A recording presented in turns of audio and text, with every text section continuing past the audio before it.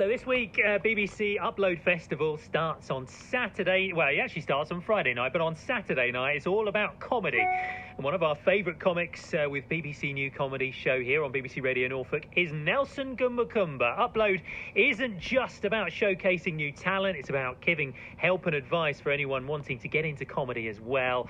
And Nelson has started a new podcast and given himself a pretty huge task as part of that.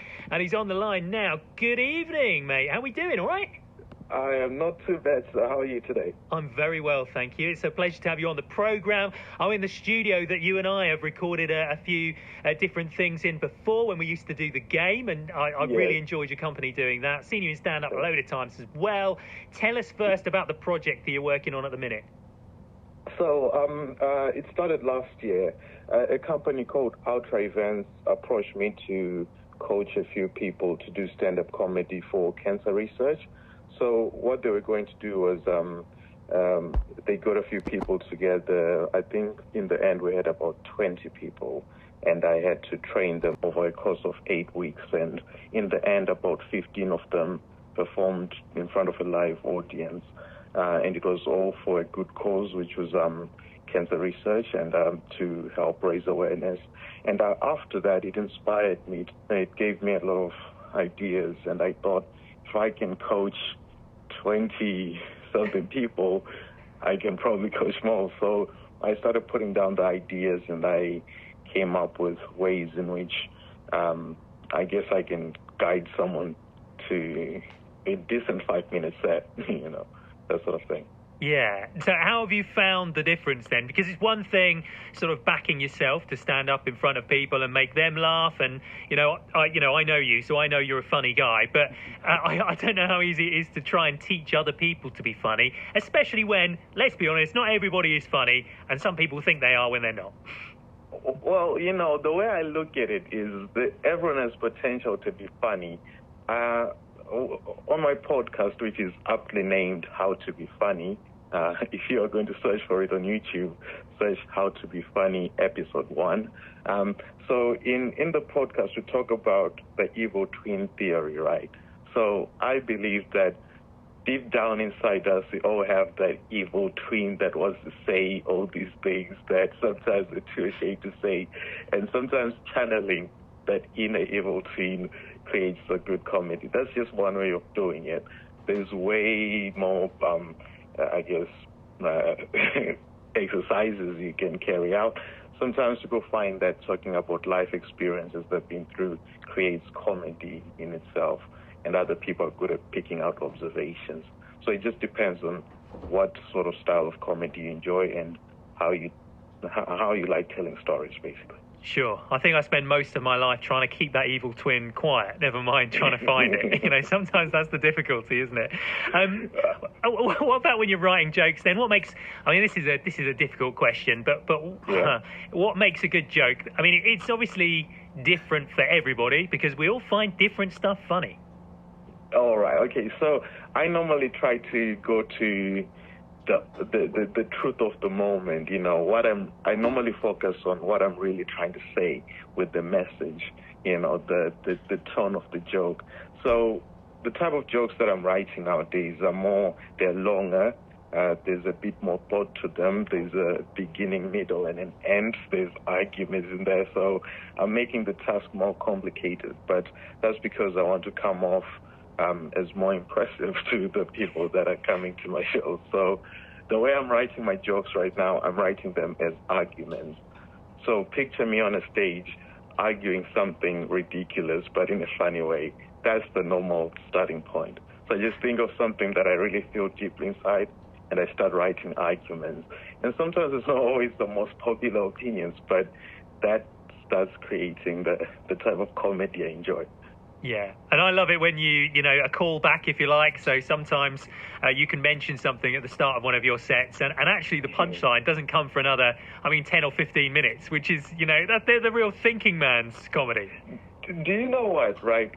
When you study comedy, you find out that there's a lot of art forms that are closely related to it. So by doing comedy, I've also learned to do storytelling, or just, creative writing, and I've learned how to use foreshadowing. I've learned how to use, all those little writing devices that make a good story great, those callbacks, those little alliterations, ironies, and picking up all these things, because I'm really trying to emulate the greats. I want to do something that people remember, so it has to be really well thought out. Absolutely. Well, we've got a couple of minutes actually of your podcast actually, so we can let's hear a couple of minutes, and we'll talk to you some more after this. Welcome to the second episode of the International Comedy Academy podcast. My name is Mitt Wolf. I'm a comedian here in Chicago. I'm here with my very lovely co-host, Nelson Tinashe Comba Comba. And finally, we have our guest. You did very good, Mitt. Very good intro.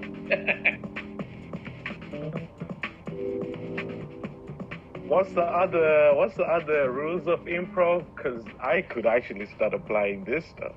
Yeah, the other one, and this is, I think it's one of the reasons why we have such like a tight group, is yes and, that's the big one, which is just accept. You don't have to literally say yes and. You can just be like, if someone's like, hey, here's a hot dog, you can be like, I love hot dogs. Do you have relish? You're not literally saying yes and, but you're acknowledging the hot dog and you're adding relish to the story kind of thing. If this is possible, what then is possible? And then listen is like our big one, where it's like, even if all is going to and you can't control anything that's going on in the scene, if you're listening, you at least know what that person's talking about. But if you're too busy in your mind trying to think of a joke that you're about to say, or, oh no, where am I going with this? Then that's where the scene's going to go, where you're just questioning. That's kind of like with like reading the room, listening, like seeing what beats they're going on, what not. It might end up making you change your cadence. I've noticed performing in big breweries, a lot of times the microphone has too much echo on it. So you need to pull it so far away, and a lot of people don't have microphone etiquette like that. And the reason why the crowd doesn't laugh is because you sound like,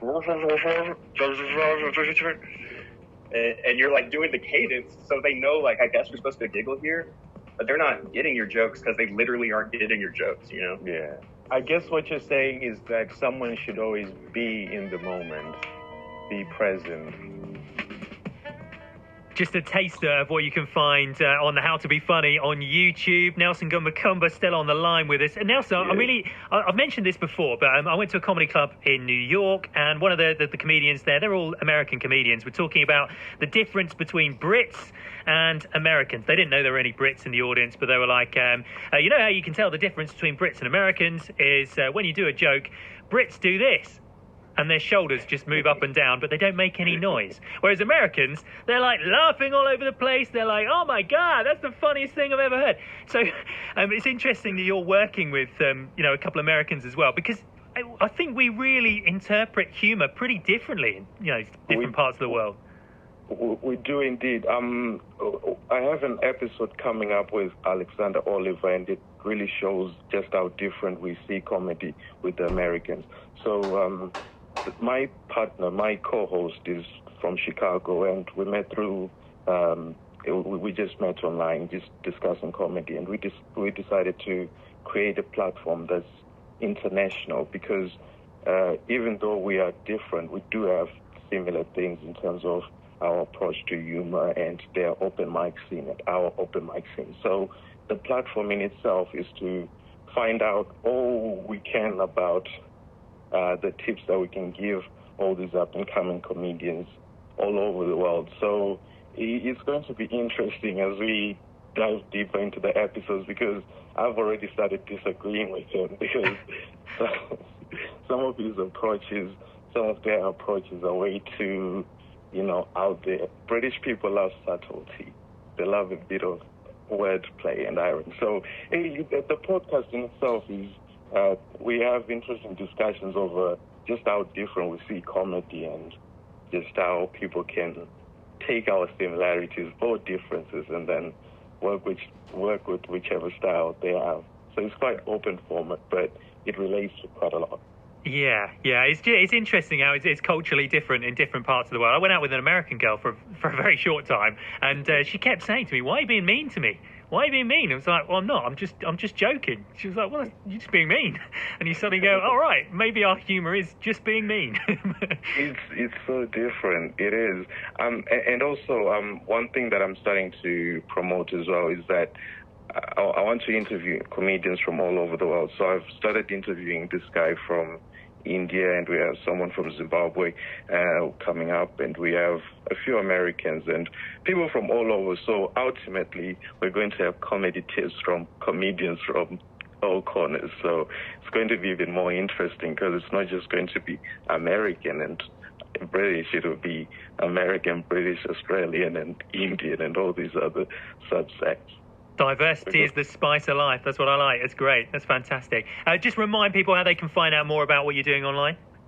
All right. So the thing is, the phrase "how to be funny" is very broad. So what you do is, "how to be funny" is HTBF episode 1, and I'll come up. And then when you go on that channel, you see a collection of videos of me and my partner, Mitt Wolf, interviewing up-and-coming comedians from all over, and we're getting tips on how to be funny. So if you're interested in comedy, especially how to write jokes or how to create content, then you should check it out. Fantastic. Now, we know you're a talented man. You've got your finger in a lot of pies. I know you're also doing a lot of poetry at the moment. Oh, right. Okay, so how that started was that when the Black Lives Movement started years ago, actually, so it's been on for ages, but in the